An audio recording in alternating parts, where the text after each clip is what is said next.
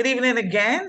It's Thursday, March 14th. We thank you so much for joining us for this panel discussion. My name is Dale Ford. I am the communications consultant with BARP, and I'm your moderator for this evening's discussion. We are hosting this conversation in collaboration with the Caribbean Colon Cancer Initiative, and the topic is Finding Hope Through Screening. We say a special good evening to the team from the Caribbean Colon Cancer Initiative, all of our guests who've joined us online, and of course, the members of BARP. I also want to let you know, as you've heard, our conversation is going to be recorded and it will be posted to our YouTube channel. If you do not want to be in the conversation, or if you don't want to have your video on, you can turn off your camera and you will still be able to participate. You'll still be able to hear, and you'll still be able to ask questions. You can put them in the chat if you don't want your voice to be heard as well. So without further ado, I am going to say good evening to the president of BARP, Marlene Rice-Bowen, who's going to give us some opening remarks. Good evening, President. Thank you so very much, Dale, and good evening to all. Management and staff of BARP, management and members of the Caribbean Colon Cancer Initiative. I want to extend a special welcome to Dr. Chalet Griffith. We are meeting again, Dr. Griffith, twice in 1 week. Dr. Carolyn Haynes and health promotion nurse Esther Sargent. Yes, we are. Yes. And I recognize in the audience as well, one of our former hardworking directors, Professor Andrew Downs. Professor, welcome. It's always good to hook up with you. Members of BARP, members of the media, ladies and gentlemen, a good evening to all. Second to cardiovascular disease, cancer is the leading cause of illness and death in Barbados.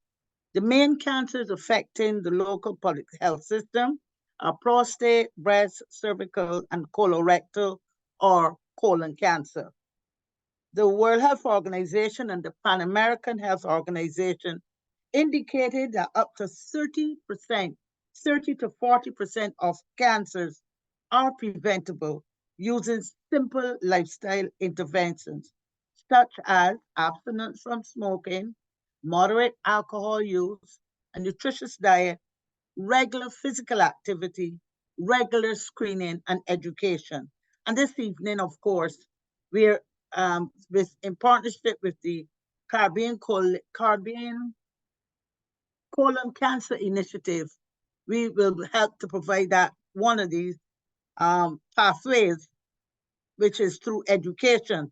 BARP is indeed pleased to collaborate with the Caribbean Colon Cancer Initiative in its campaign to equip the public with current and accurate information. And I want to stress the importance of accurate information, because very often you have conversations with your physicians, and then for some unknown reason, you go to a layperson to get that conversation translated, even up to the medication, rather than have that conversation while you're there with your physician. You go then to John Public or Mary Smith to find out exactly how this medication should be taken.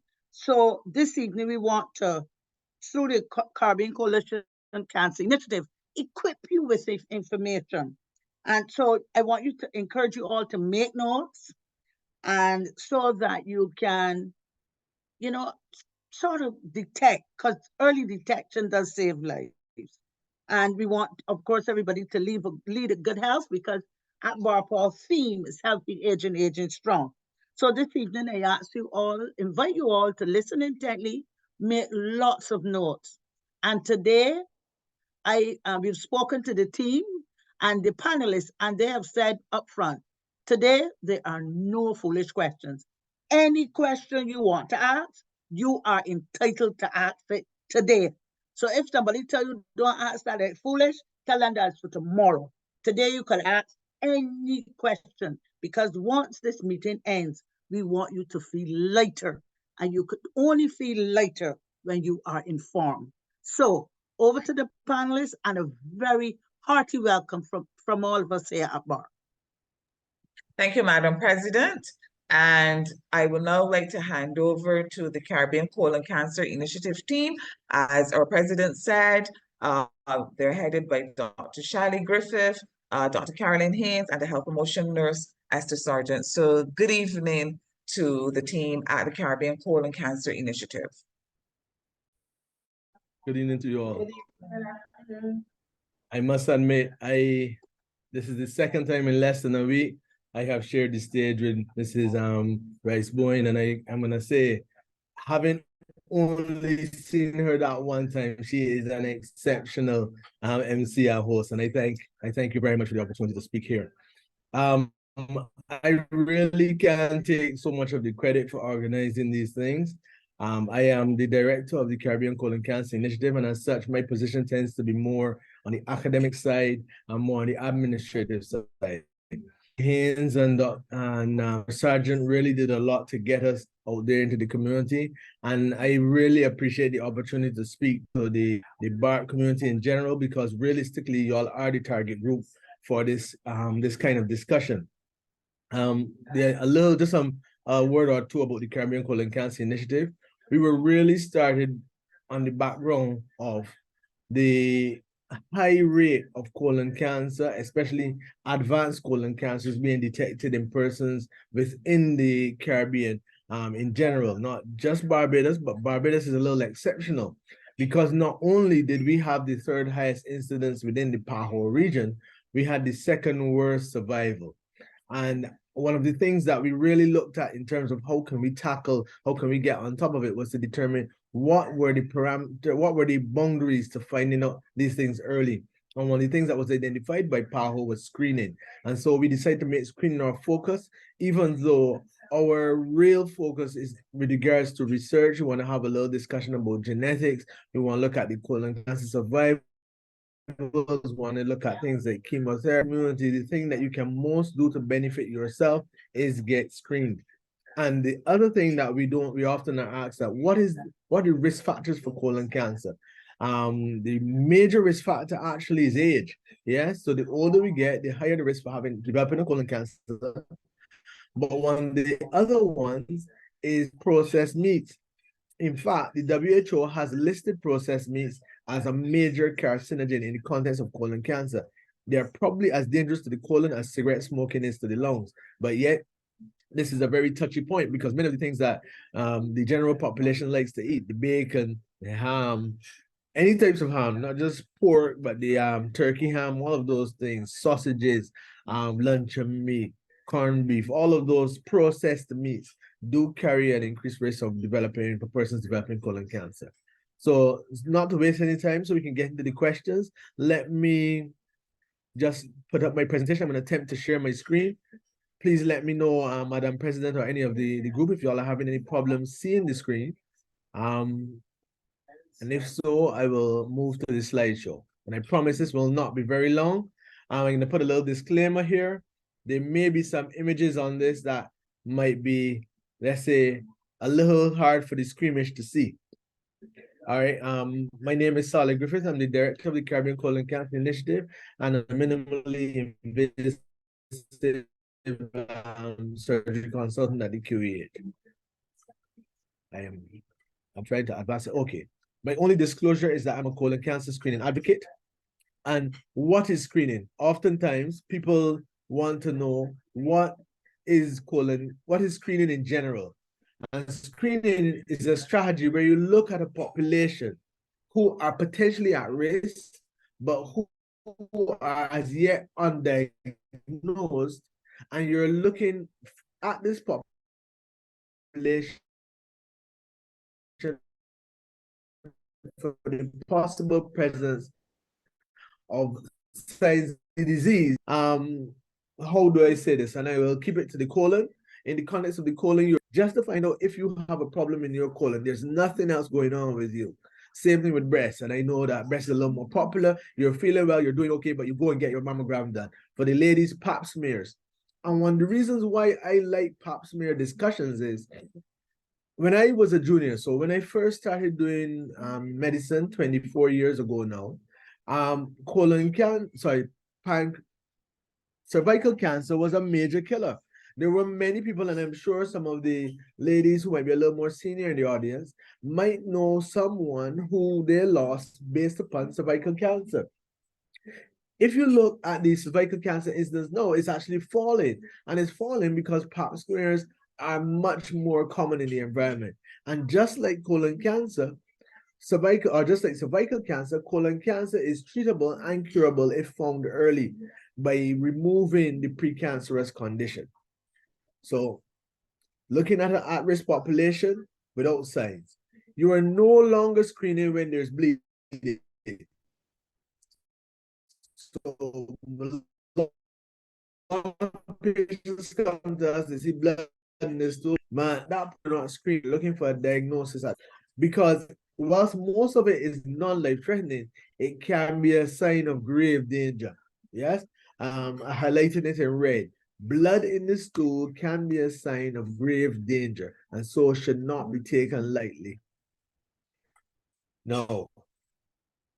One of the things that we don't know is, and yet again, the entire BARP population. So pretty much I'm saying the entire BARP population. If you have blood in your stool, you should be referred for a full colonic investigation. The reason for this is that there's a 20% chance in persons over the age of 40, even if they have been diagnosed with hemorrhoids, there's a 20% chance that those persons have something else going on outside of their hemorrhoids. So if you're over 40 and you're seeing blood in your stool, you should go for immediate full colonic investigation. So passing blood in the stool, see a doctor. That's basically it. That's the crux of this talk, the title, Doctor's Blood in My Stool, seeing blood in the stool, see a doctor.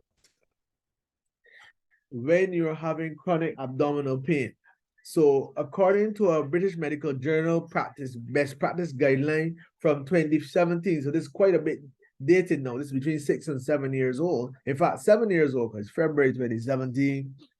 If you're over 50 and you're having persistent abdominal pain, you should have a GI tract endoscopy based upon the site of that pain. So if it's in the upper stomach, you should get an upper GI endoscopy. And if it's lower in what the Jamaicans call the belly bottom, or I don't know what we would call it here in Barbados, but if it is lower in the stomach, you'd want to get in the abdomen, you'd want to get a colonoscopy. That's according to a best practice guideline in order to trying to identify disease at early stages of the symptoms.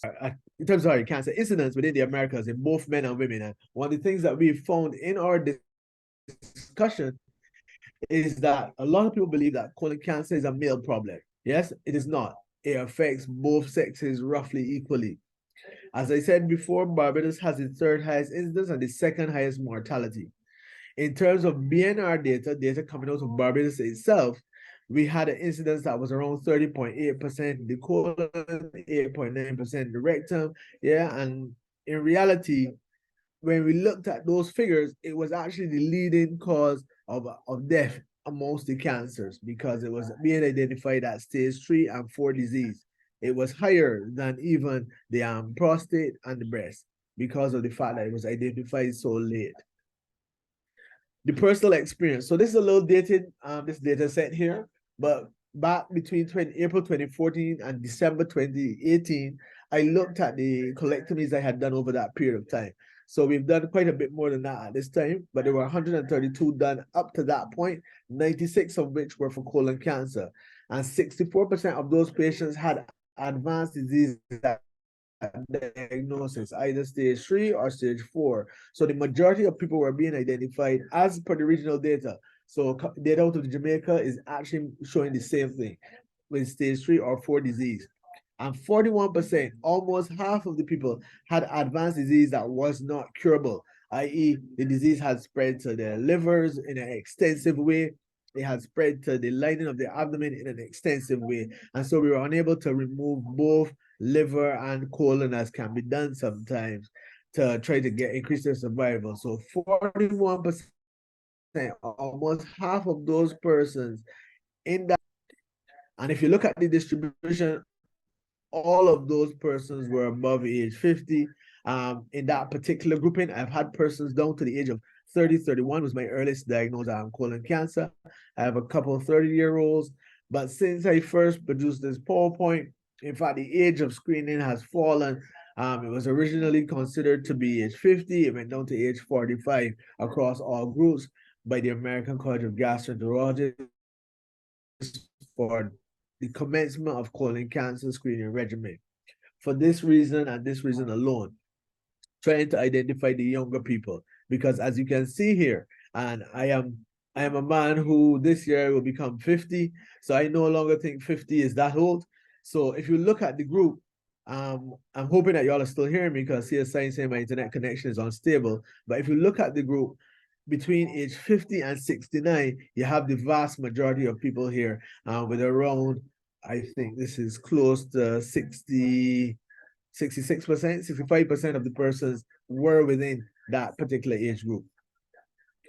Yet again, we are seeing here in the younger patients, more males than females presenting. And I think that has to do with screening, because realistically, I find that ladies tend to go to the doctor with a little more regularity. They tend to be more serious about their health care. Men tend to go when they have a problem. That has been my personal experience. I'm not knocking my group, but I have found this to be the case. So as we get older, we're getting a balance, but earlier on, you're seeing more males than females coming with these diseases. This is where screening is important now. You can reduce mortality in terms of cancer screening. It has been recognized by between a third and two-thirds, between 20 and 68%. You can reduce death from colon cancer if you have a properly instituted screening program. The rationale, as I said, it's similar to what happened with cervical cancer. All colon cancers begin as benign polyps. It takes roughly, in a normal individual and normal risk individual, it takes roughly 10 years to move from a polyp to a colon cancer. So realistically, there's a long duration of time in which you can intervene without it actually being a cancer. As I said, the guidelines originally talked about starting at age 50, but they have fallen down across the board, not just for African Americans, but they have fallen down to age 45, because they have found younger and younger persons presenting with the disease. And generally, it's considered that we can suspend screening at age 75. There's a caveat to that. 75, if you are not a well-fit individual, but as Mrs. Rice-Bowen has spoken about, you're trying to age better, age more healthily.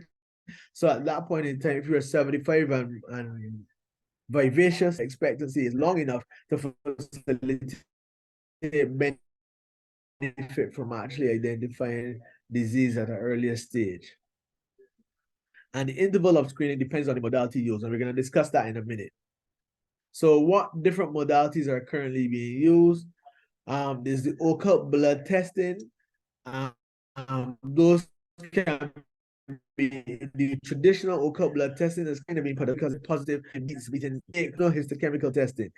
And I think this is something that Nurse Sargent and Dr. Haynes are going to speak on some more, so I'm not going to steal their thunder. But in reality, this allows for us to identify human blood in the stool. And this is to be done on a yearly basis, and it's pretty cheap. I think the kits sell for around $50. There's Fit DNA. So if you're watching TV, you see ads on things like Colorectal that's looking for colon cancer DNA in the stool, and that can be done. That is being worked on now, but between 1 to 3 years, most persons would say 2 to 3 year intervals. Flexible sigmoidoscopy. Now, the sigmoid colon is on the left side, and it is considered in the international data sets that most tumors are originating on the left side. However, in other data that we have published and not present here, we have found that in our series, we are finding just as many polyps and hence the risk for cancer on the right as the left. So sigmoidoscopy every 5 years would not be something I would recommend in our environment. The FIT test yearly plus sigmoidoscopy every 10 years, hindered by the same disadvantage that you're not looking at the other side of the colon. So the colon, it starts on the right, comes over to the left, and then comes out to the bottom. So it has the rectum, but in reality, if you're looking at the left side, in the international groups, and yet again, that's why we are collecting data for ourselves. In the international groups, there are a higher incidence of left-sided tumors, whereas in our group, we are finding polyps and things with the same incidence on the right as the left. CT colonography, that is a test where you clean out the bowel and you'll do a CT scan, a special kind of CT, looking for tumors in the colon that can be done every 5 years, and colonoscopy every 10 years. That's the gold standard investigation, and that is for normal risk individuals. Now, this is adjusted if you have a heavy or normal risk individual discussing here.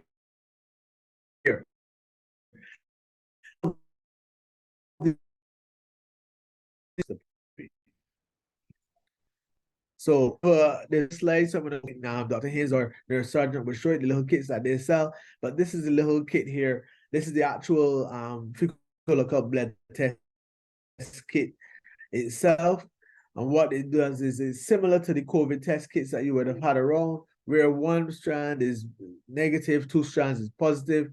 And realistically, how they do it is they collect a sample. Really, you pass stool. If you wipe after your stool, you take a bit of that sample on one of these little brushes, and then you put it in the buffer. You bring it to the Colon Cancer Research Institute, and what we do is we then process the sample for you. If your test comes back positive, then you need a colonoscopy. If it's negative, you go on and we repeat it next year. Yeah, simple as that. No complexity at all.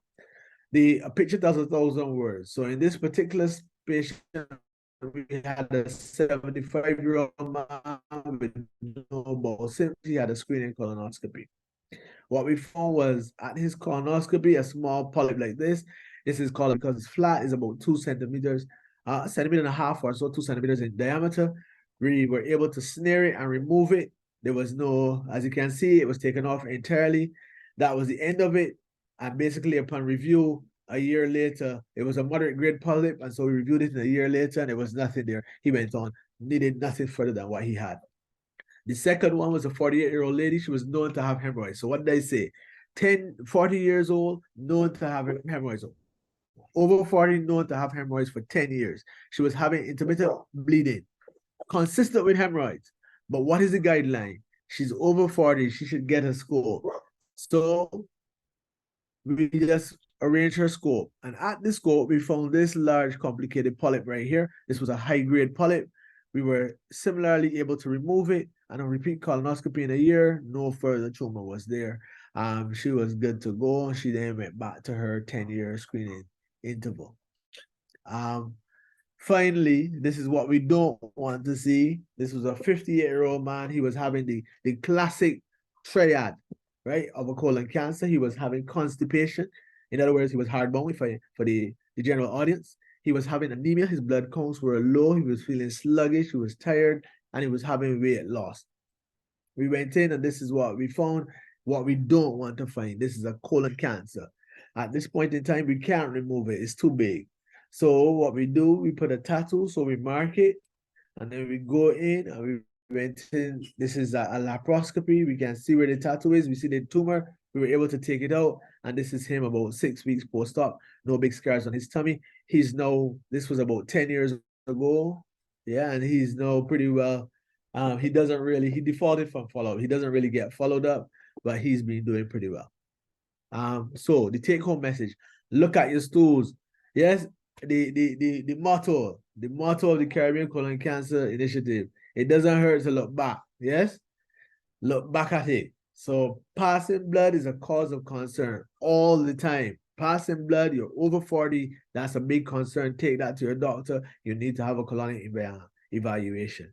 Persistent abdominal pain is a cause for concern. You're over 50, as per the British Medical Journal guidelines, over 50, persistent abdominal pain, you need to get an endoscopy. You report any of those symptoms to your doctor. And once you're over 45, you can consider a screening colonoscopy, but in reality, you can consider any form of colon cancer screening, because in general, we found that people tend to be very hesitant to get colonoscopies done. In reality, there is a I guess lots of us are concerned with pushing things up there, but the test, the most simple test, is the fit-based test. And I guess the others will have a discussion about it. And it was selected by us in the Caribbean Colon Cancer Initiative because we realized that the Caribbean group, especially the men, were hesitant to getting colonoscopies done. And we thought this might be a good adjunct. Thank you very much for your time. I guess I don't know when we'll do the questions. If we do them now, if we do them later, I'll leave that to the moderator. So over to you, support. Hi, thank you so much, Dr. Griffith. I'm going to hand over to Dr. Carolyn Haynes and Esther Sargent, the health promotion nurse, if there's a presentation that they're going to do now. And once the presentations are finished, I will take questions.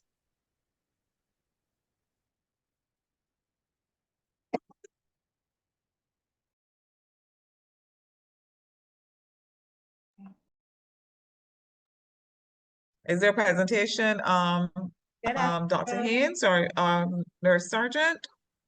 Hi, good afternoon. Are you able to hear me clearly? Yes, we can hear you. We can see you too.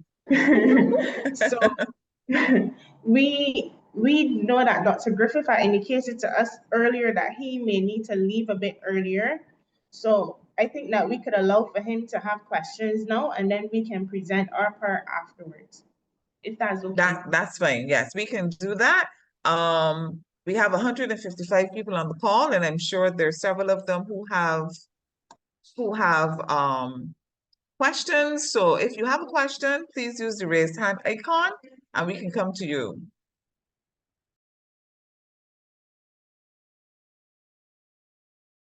Yeah, so I'm going to start the ball rolling. Dr. Griffith, you mentioned some of the signs, and you mentioned chronic pain. Now, I've had conversations with family members who've lost a senior to colon cancer, and they said one or two of them said, especially a friend of mine, he said his auntie said she never had any symptoms. She just woke up and her stomach was hurting. She went to the doctor. She was in the US. She went to the doctor, got tested, and she was told she had colon cancer. So, is that accurate, or are there things that maybe attention is not paid to? Ooh, that's a hard one. So it can be accurate, but normally there's things that are not paid attention to. So one of the things that you would find, and I, having worked in Canada and having the UK and the Caribbean, I would say that one of the things I've found is that our tolerance to pain is quite higher than might be found in other groups. So we tend to accept a certain level of discomfort as being par for the course. Yeah.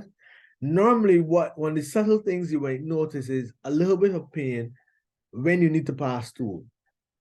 Oftentimes, outside of the pain, so pain might not be so common, especially if it's on the right side.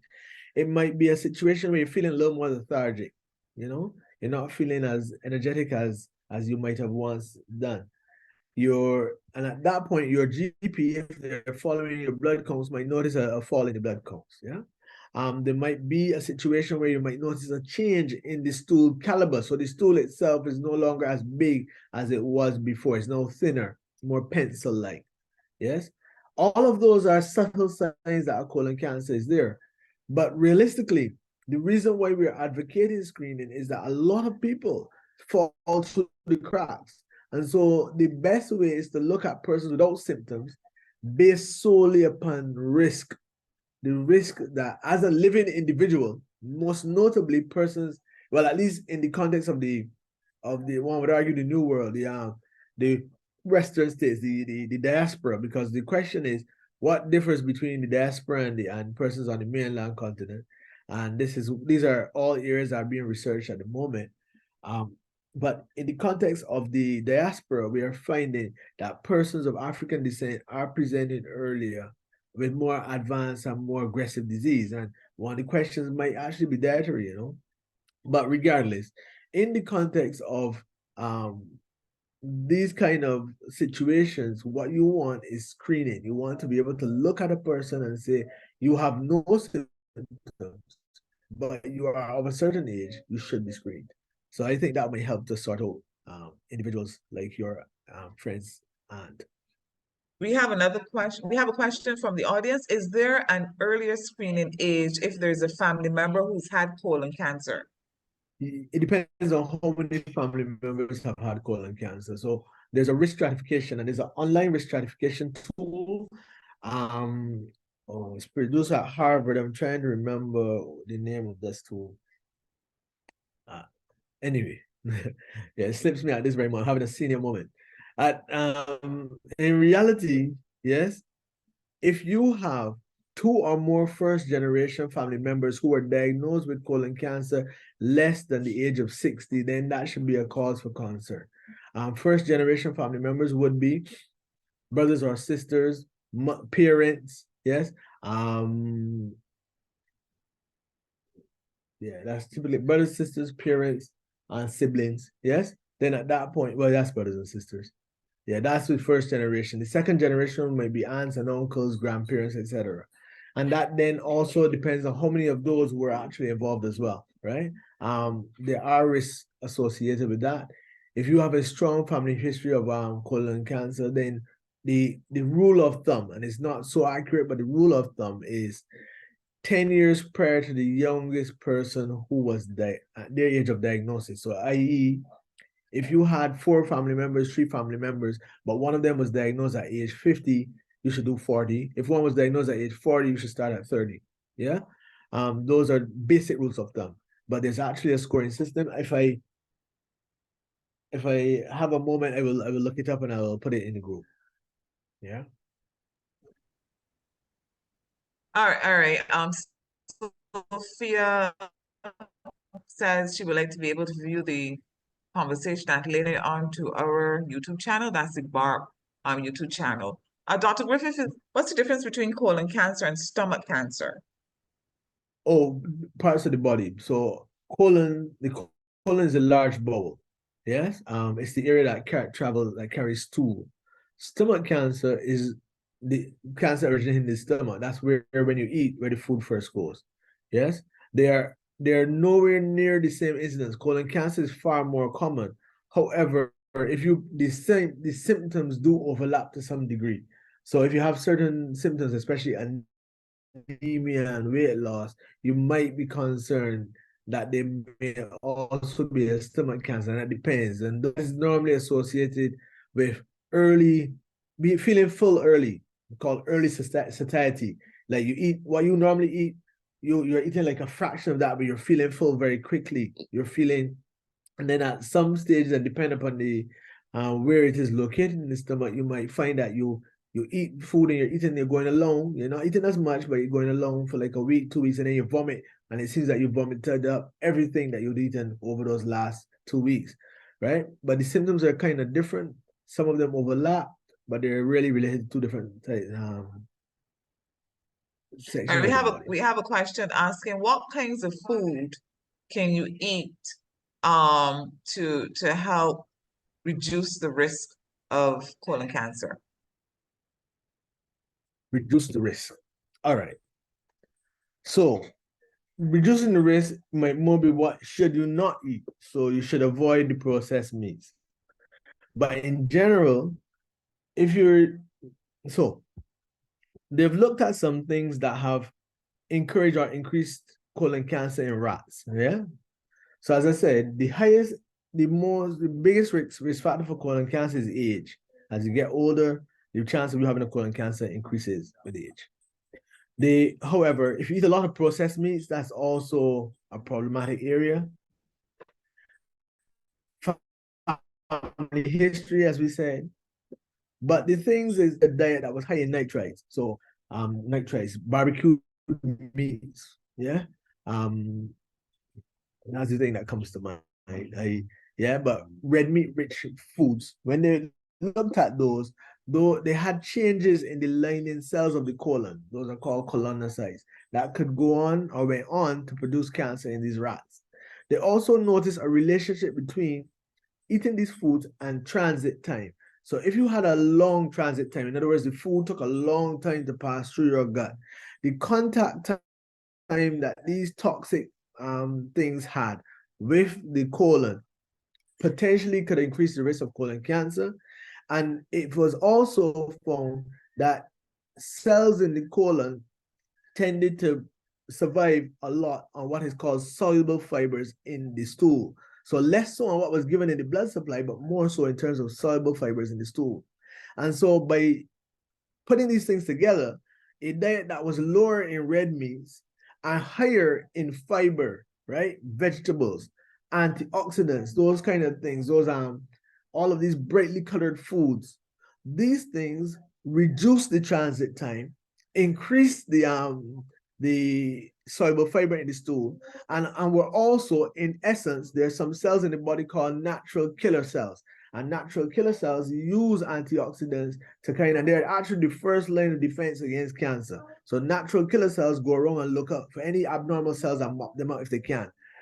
And it was found that these natural killer cells tended to be better service. They use antioxidants. So if you put antioxidants into your diet, you are able to make them as efficient as they could possibly be. So if you were to ask me what diet would be most healthy for the colon, I would say a high fiber diet, low amounts of red meat, in fact, low amounts of meat in general, yes, and rich in antioxidants.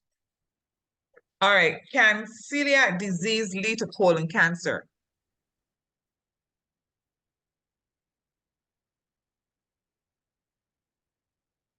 Any chronic inflammatory, I would have to look that one up. I really can't say what is if there's an increase in incidence in celiac disease. I wouldn't want to give you wrong information, but generally, chronic inflammation or chronic inflammatory conditions can cause issues.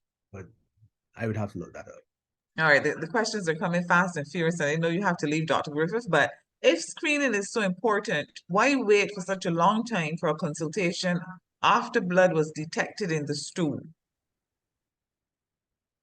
I think that's a kind of specific question. I have not enough details to be able to discuss that. I don't think so. When I was in the UK, there was a 2-week wait between blood in the stool, detecting the stool, and your colonoscopy. They weren't even, once there was blood in the stool and you were over a certain age, they had a 2-week wait to get your colonoscopy. I am unable to say in that particular situation why there would have been a longer wait. That's a bit specific. Specific. Okay, Stephen Hollingsworth says, yes, Dale, yes.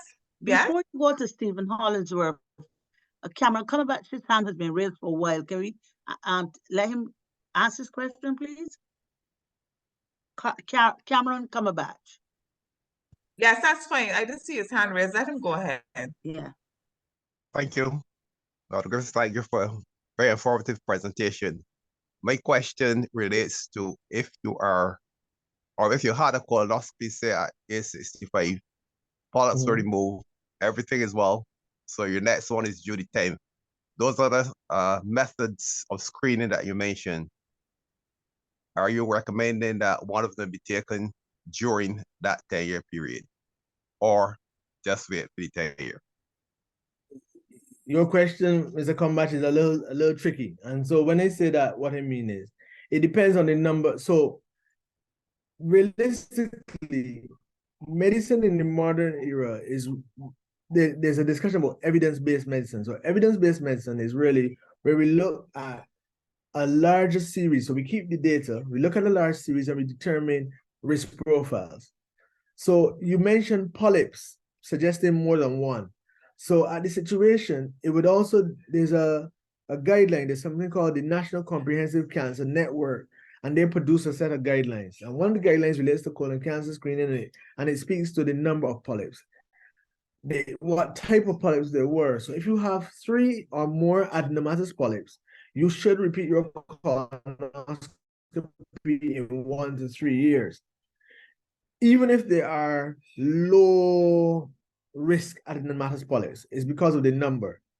If you have 2 low risk adenomatous polyps, and that's a discussion for you and your doctor to have with regards to your risk profile. If you have one high-grade polyp, then that could be repeated in a year. If, however, you have one low-risk polyp, then that would be something you'd repeat at 10 years. And so given that you would fall into the screening interval for a 10-year repeat, there would be no reason to scope you or do any of these other things in between, right? So realistically, the screening interval is based a lot upon the modality used. And if you had a colonoscopy, it would be based upon the findings of that colonoscopy. And so if it was that you had a single low-risk polyp, I would suggest that you would probably be well served, not really bothering yourself until the 10 years, something changed with your symptom profile. All right. We have a question, going back to the question from Steve Hollingsworth. I am not seeing any other raised hands. Steve Hollingsworth asks, he says, Barbadians love pudding and sauce. Could this be the reason for our high level of colon cancer?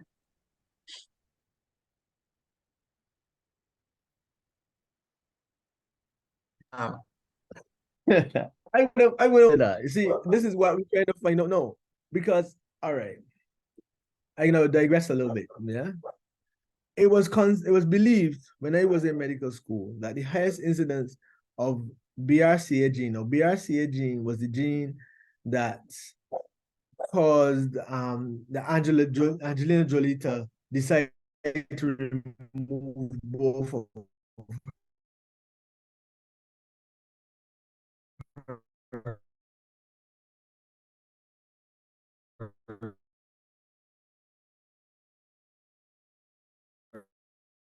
All right, Dr. Griffith's screen, he does have breast. It's your a back. Okay. high-risk gene for breast cancer. However, I thought it was going, but it clearly was not. But and Angelina Jolie made this popular because she had BRCA gene, but the highest incidence was perceived when I was a student as being existent amongst Ashkenazi Jews. However, fast forward a number of years, I was a surgical specialist and they were doing a study out of Bahamas, and they found that the highest incidence of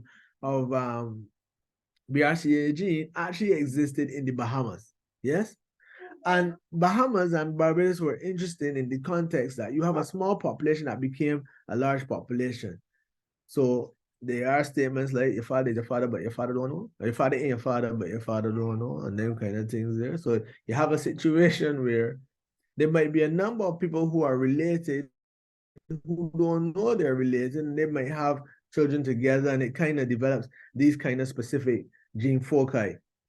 Now, we've been looking at some of the common ones found in Caucasians, and we are not finding an incidence that suggests that we're having a higher incidence of those, but that might not be unexpected because if you look at my genetics, I only have 3% Caucasian genes in me, right? So that might not be what we're looking for. So we know this is why the colon cancer research group, Caribbean Colon Cancer Research Group, is so important, and we're kind of working alongside people in Nigeria. So for example, our senior research fellow is now the Surgical Oncology Global Disparities Fellow at Memorial Sloan Kettering. And he's going now shortly to Nigeria, where he's going to be doing studies related to colon cancer genetics in Nigeria and basically colonoscopy training and so forth. So, and then he goes back and does even more surgical oncology at Memorial Sloan Kettering. But the problem is the situation is that we're trying now to understand the disease in our racial group, because there was a level of bias with regards to research that was going on before, and we don't need to get into all those details as it relates to it. So I cannot say for a fact that it is pudding and sauce. I can say that love of alcohol and ham might not be helpful, yes, because both of those are known to be carcinogenic to the colon. More so than sauce, which is really just cooked pork and not processed pork, right? But yeah, again, I think that this is where research is needed, but there may be a genetic component as well. Is there a connection between diverticulitis and colon cancer? No, not so much so. And yeah, again, that defeats my little argument about inflammation. Yeah, and there are general medical concepts that are said, like inflammation. But diverticulitis is more so acute episodes rather than a chronic episode, which is, I don't want to get too technical, right? But in the context of it, the link that might occur might more so be related to low fiber diets and so forth, but there is no link that directly links diverticulitis with colon cancer. There's a concern raised about the cost of the screening and that it could be a deterrent. What are your thoughts on Yes, that? full 100. This is why we are trying to, we are using or trying to get a cheaper form of screening there with the fit testing. Listen, around the world, this is a discussion about colonoscopy. Colonoscopy is expensive. It requires a person who is specifically trained to do it, and it requires expensive equipment and expensive tools. One of the concerns, and BARP is a really big lobby group, but one of the concerns I have personally is that the insurance companies are still hesitant to cover colon cancer screening in our environment. Having trained in Canada, Canada had a free healthcare system, and the level of penetration of colon cancer screening was still lower than the US. And the US was a paid system, and it was why it was higher in the US was that the insurance company mandated screening at a certain age. And that was because it is cheaper to screen you than it is to pay for your colon cancer treatment. So if I'm gonna be straight, we do lap colon cancer, which is expensive colon cancer work relatively, but the benefits of it are widely known. But the cost of the lap colon cancer work pales in comparison with the chemotherapy. And realistically, you pretty much spend the same as the surgery every 2 weeks for the chemotherapy over 8 or 12 cycles. And these are the costs that are really cumulative.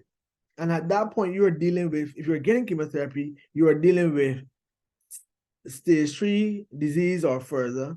And there's a little discussion about 2B that comes up. So I wouldn't want to get too complicated, but you're dealing with more advanced disease stages than if you are dealing with screening, because when you're screening, you're looking at people who have things that you could possibly remove at the colonoscopy. Yeah. So I'm not gonna try to fool the public. The colonoscopy is expensive, but the insurance should cover it. And realistically, the reason why we are trying to encourage other forms of screening is that they're cheaper. So like this is a $50 test. So if you can screen every year for $50, well, that may be a chefette meal. I'm not eating chefette, I'm not certain, but the way how everything is expensive in Barbados right now, I wouldn't know. So one chefette meal a year would probably got you covered in terms of your screening. Should you have, should it be negative? And if it's positive, then you're no longer screening, you're seeking diagnosis or treatment. Is the fit available in Barbados? Is it easily available in Barbados? Yeah, this is exactly why Dr. Haynes and their sergeant are pushing it. I would say to you that the research with regards to this fit test and this particular fit test was all driven by the junior research fellows. So in reality, before Dr. Haynes came on, we had a Dr. Summer Payne Maskell, and she did a lot of work looking around for what would be the cheaper test. And so they did a nice little design. They then came up with how they would package it and make it attractive to people. Then Dr. Haynes came on, and every week she and Esther would be going to the doctor's offices, meeting with groups, trying to get penetration of the fit testing. So I think it's pretty widely available now. And if you can't get one, all you have to do is contact the Caribbean Colon Cancer Initiative, and I'm sure they get one for you, man. All right, well, those seem to be all of our questions. I still haven't seen any raised hands, so I guess this is where we will release you, Dr. Griffith. If you still have to go, I will go back now to Doc. Go ahead. I look for the online screening tool and post it in the chat. And it is a tool for persons, and it's not for everyone. It's if you have a number of family members who have had colon cancer, you can put your thing in the tool, and it shows you a likely probability that for yourself. I don't want y'all to make yourselves very nervous with these tools, please. Yes, but yeah, they exist. All right, thanks. Thanks for the opportunity. you. Have a good night, Thank you, everybody. Dr. Griffith. Thank you very much. Thank you. All right, Dr. Haynes and Nurse Sergeant, we're handing over to you for your presentation. We are 2 minutes away from 7:30, but I'm sure our members wouldn't mind us going over a little bit to be able to hear what it is that you have to share with us.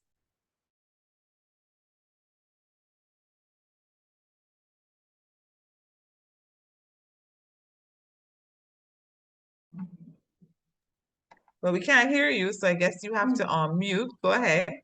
Hey, good night. Myself and Nurse Sergeant, we just like to say thank you for allowing us the opportunity to come and speak to you tonight. Dr. Griffith would have covered quite a lot, and I think through a lot of the questions that would have been asked previously, that they would have covered a lot of the information that we would have had to give. So what we will focus on now is explaining, like Dr. Griffith suggested, we have a fit test available. So we're going to focus on explaining how the fit test works. And then we'll also speak to you about some activities we have going on throughout the month, because I'm not sure if everybody knows, but this is actually Colon Cancer Awareness Month, and the Caribbean Colon Cancer Initiative is launching a series of activities to try to raise public awareness about colon cancer and colon cancer screening, as well as the modalities available for screening on the island. So I'll just let Nurse Sergeant explain how the kit works to you. To the president of BARP and to the moderator and to all the BARP members and to persons who are not members but are on the call, I'm saying a wonderful good night to you. So as Dr. Haynes said, we are in possession of a fit kit so that we can demonstrate to you. I'm not sure if you can see what's in my hand. You might need to shift. So this is the specimen vial for the kit. You would have seen me hold up a package, and this package contains a card which basically requests your biographical data, because as Dr. Griffith and Dr. Haynes would have made mention, we are a research group. So therefore, when we collect the data, we need to analyze and compile data, so your information is very important. So this is unlike the other stool specimens that you have. So you are not going to be scooping stool into this vial. It's a very simple and easy test to use. And I'm hoping that more persons will be able to understand and want to actually use it. So when you go to the bathroom and you pass the stool in the bathroom, you're not taking what is in the bowl, but you're actually taking what is on your toilet paper, which means you have very minimal contact with stool.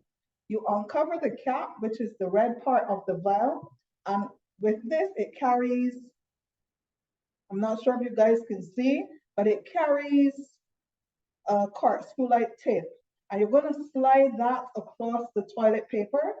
You're not scooping anything into the vial. Once you slide it across, there is a buffer solution which is inside the bottle that will actually keep the specimen that you have taken. We normally ask persons to store it in a cool place until they can reach us or we reach them, and then we will do the testing for you. You can have this specimen with you up until 48 hours or so. And as I said, you can store it in a cool place. I'm not advocating that you store it in your fridge. Some persons have said we can keep it in the fridge till you get back to us. I'm not advocating that, but you would be the person to determine where you would like to store this. Once the test is done and it is negative, then we would send the results back to you via email so that you can have a copy to take to your general practitioner or to any doctor that you may be visiting to state that you indeed has some type of screening done. As Dr. Griffith has said before, if this test is positive, it means that there has been a detection of blood within the stool, and any bleeding within stool is abnormal. So therefore, we now would need to find out why you are bleeding. It doesn't mean that you have colon cancer because there is a bleed. There are many things that can be causing the bleed, but we would not want you to sit there and assume it is this or the next. So the best diagnostic way would be to have the colonoscopy to find out why you're having this bleed. Anything else, Dr. Haynes? How do we get in contact with the Caribbean Colon Cancer Initiative? Okay, so you can find us by email at info@caricci.net, or you can call us at 262-4177 or 832-5756, and you would reach either Dr. Haynes or myself. Let me make sure I have these numbers correct. You said the first number is 262? Yes, please, 4177. I didn't hear, sorry. 4177. It's 262-4177. Yes, please. And the And other then the number other is number is 832-5756. yes, please. And give me the email address again. Info, INFO, Mhm. at caricci.net. So that's info@caricci.net. Yes, please. Good. All right. So, is there any other information you want to share with us? We're so grateful that you've shared this information with us, because having information makes you empowered. And a lot of people are afraid to go to the doctor. I mean, even though Dr. Griffith said that mostly women will go to the doctor to get checked regularly, and he's found that men are not willing to do that. You become empowered when you have accurate information and you know where the resources are. So we are speaking to the converted because most women go. So how are we going to get the men out now? What do you guys suggest? Well, we basically go around into communities and we target most persons. Dr. Griffith would have mentioned that most women go to the doctor. However, we found that when we went out into the various communities, the men knew about colon cancer. Most women actually did not think they had a colon. So this then gave us information within ourselves then that we need to go out more to educate persons, and as you said, to make persons become more empowered, because once you have knowledge, you are empowered. So every week, Dr. Haynes and myself, we go wherever we're requested, be it a church, be it a school, be it a business place, trying to get the information out so that more persons can be empowered and more persons can be aware of colon cancer. Dr. Haynes and I would have started on this journey to promote colon cancer awareness within the month, because we found that a lot of persons paid attention to breast cancer and to prostate. And we're not saying that one is more important than the other, but what we found is that persons knew little about colon cancer, even in the terms of the color that represents colon cancer. A lot of persons did not know. So we thought that we would bring about a host of activities to enlighten persons about colon cancer and make them aware. So, additional thing I would like to add about men is a lot of the reservations men have about getting their colon tested seem to be really related to getting something put up their bottom. So putting the finger in the bottom, putting the camera in the bottom. And I find that when you explain to men, okay, well, even if you don't want to start there, there's somewhere else that we can start first, which is not so invasive. They seem to be more willing to try that. So it's a nice place to start for everyone. And then I guess if the test is positive, we try to cross that bridge when we get there. All right, we have a question in the chat. As the FIT test collects a sample of the stool, is blood in the stool the only indication of cancer? So the FIT test is specifically targeted at looking for evidence of human blood in the stool, if that's what you're asking for. Like Nurse Sargent suggested, there are multiple reasons which may be non-cancerous, which may cause blood in the stool, but once you see blood in the stool, it's a clear indication, whether visible or non-visible. Once there's blood in the stool, is a clear indication that we should go and take a look and find out what the source of that bleeding may be. If the question is if there are other potential signs of colon cancer before Yeah, I think that's treating. what they're asking, a change in the color of the stool, if it's not dark, what, if it's a different color, if it's green, or I'm not sure if different colors would suggest something else. So for sure, we want persons to pay attention to what's, so that's where our slogan is, it doesn't hurt to look back, because we want persons to look back inside the toilet and pay attention to what is your normal, and so that you will be able to see, is there a change in the color from the normal? Is there a change in the consistency? Is there a change in the size? Is it thinner than it usually was? Am I going less frequently than I was going before? Is it more difficult for me to go than it was previously? So yes, besides bleeding, these are some of the other things that you should look out for. All right, where can one get the fit kit, and what's the cost of the kit? At the moment, it's best if you call, because unfortunately, Caribbean Colon Cancer Initiative doesn't really have a home base. So if you call the number, what we do is try to get a kit to you. So once you call, and $50 is the flat fee. We don't charge additional fees for getting you the kit or collecting the sample from you afterwards. What we always stress is that the point of the fit kit was to provide a means of screening to the community that was as affordable as possible. So once you want a fit kit, you call. If you have any additional questions outside of the fit kit, you can also call, or you can send us the email and we will see how we can best assist you.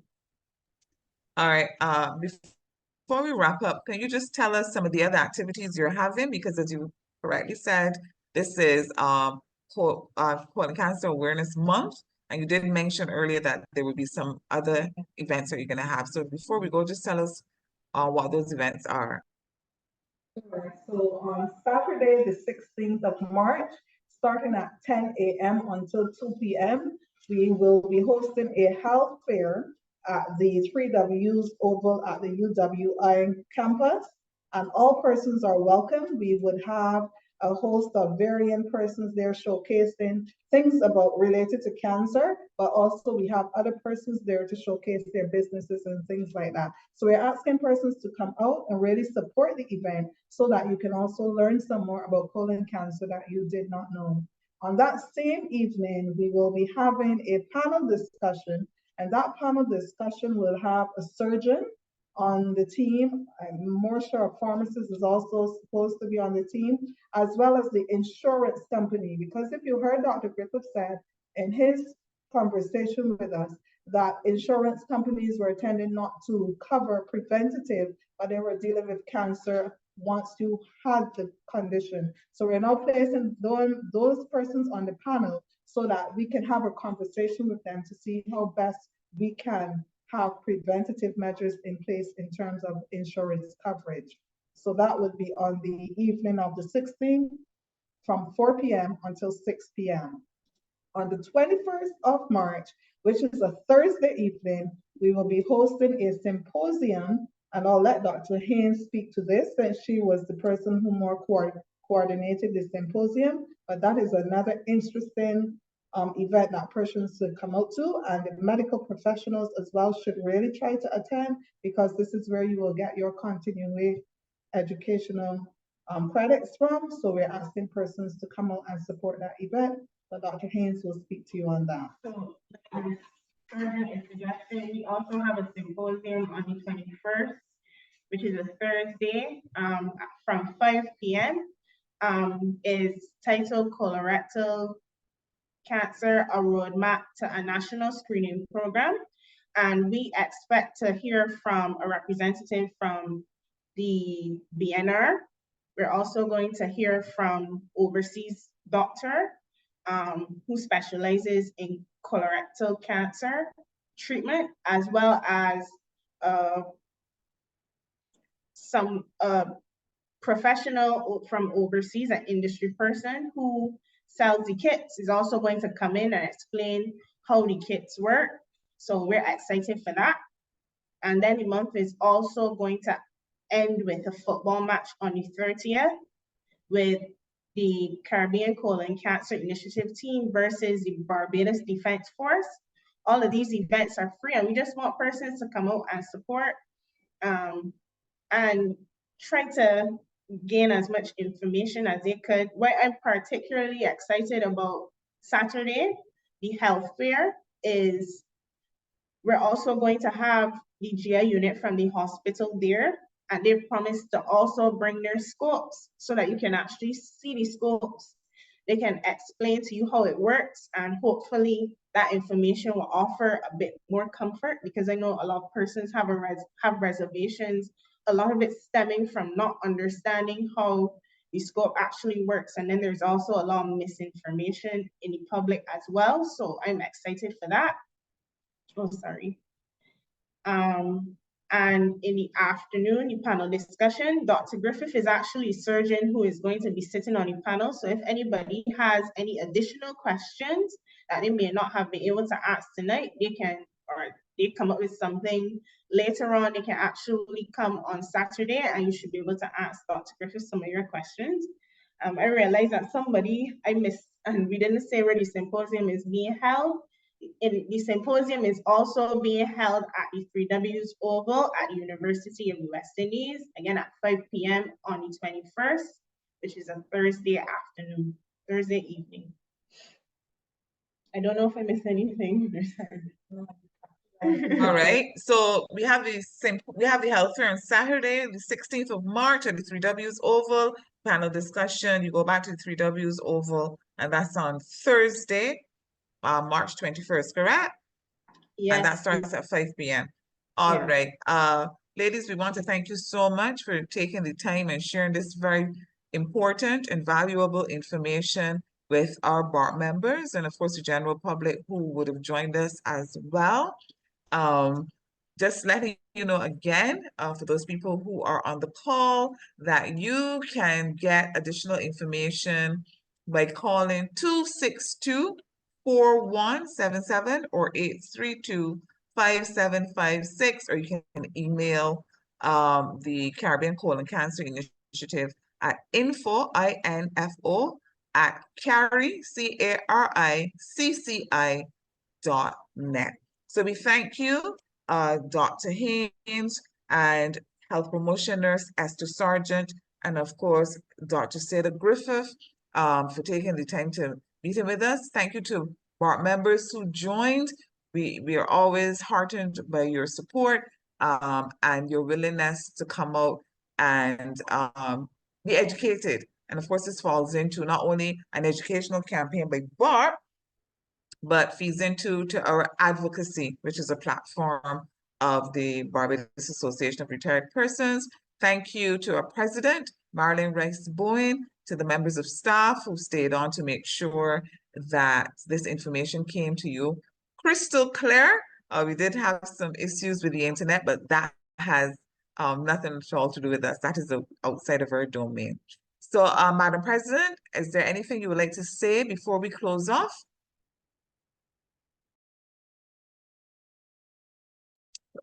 No, I just want to remind you of the slogan that, what it is, look back.